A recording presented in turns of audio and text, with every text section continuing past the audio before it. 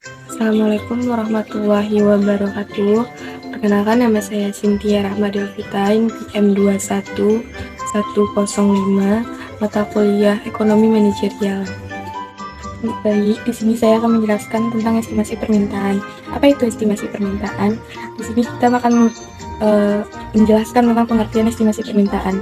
Estimasi permintaan merupakan estimasi yang menentukan bagaimana faktor-faktor tersebut mempengaruhi permintaan. Perkara ini dimaksudkan untuk mengurangi ketidakpastian di masa yang akan datang yang dihadapi dalam pengambilan keputusan. Ada pula pengertian lainnya, yaitu proses-proses nilai koefisien atau parameter dari fungsi permintaan masa kini terhadap suatu produk. Selanjutnya, kita akan membahas tentang pendekatan estimasi permintaan. Dapat dikelompokkan dalam dua bagian, pendekatan riset dan pendekatan analisis registrasi. Yang pertama ada pendekatan riset pasar.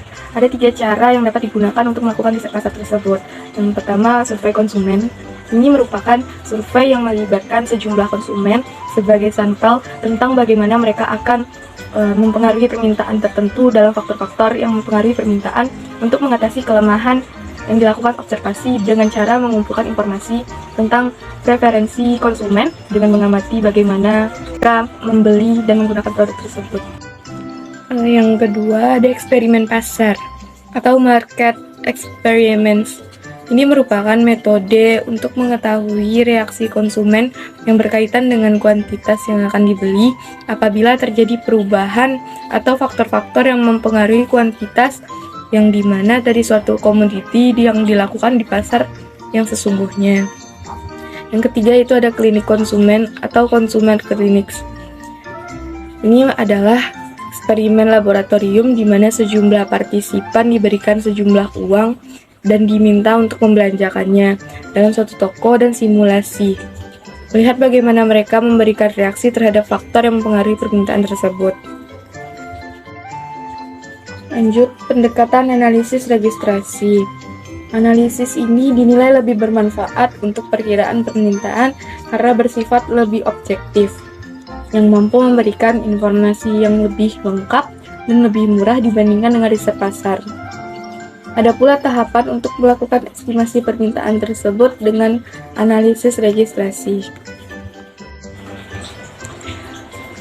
Tahapan yang pertama, menentukan model permintaan. Model yang ini menunjukkan keterkaitannya antara dua variabel atau lebih. Baik, bisa kita lihat di sini ada rumusnya. Yang poin kedua, mengumpulkan data dari variabel. Ini perlu ditentukan dari jenis data tersebut, apakah ini berupa data cross section atau data time series. Poin yang ketiga, menentukan bentuk persamaan permintaan. Bentuk persamaan tersebut dapat dibedakan menjadi 2 macam. Yang pertama, persamaan linier dan persamaan tidak linier.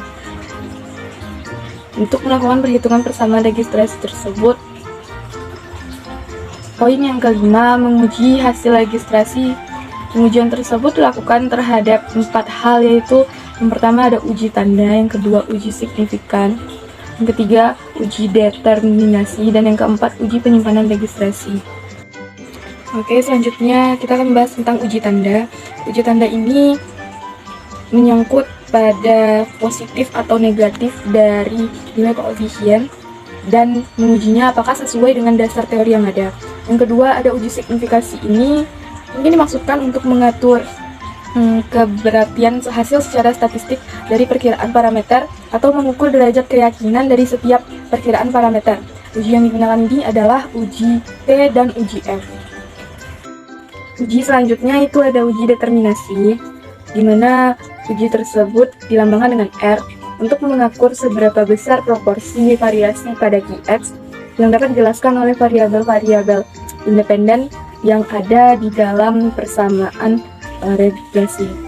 Jika R² 80%, ini mungkin menunjukkan bahwa variabel independen menjelaskan sebesar 80% terjadinya variasi pada Qx.